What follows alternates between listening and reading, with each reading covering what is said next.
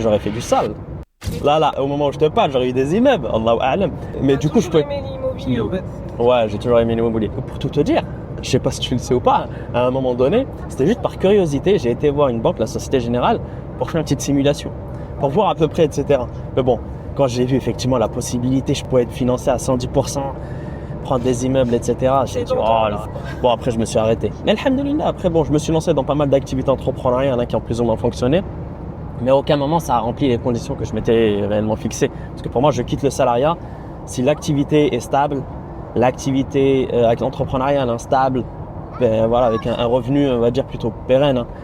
Et je me suis lancé dans le dropshipping, dans pas mal de choses. Et c'est après plusieurs années.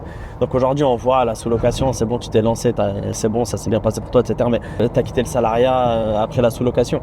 Non, en vrai, moi, ça fait 6-7 ans que j'entreprends.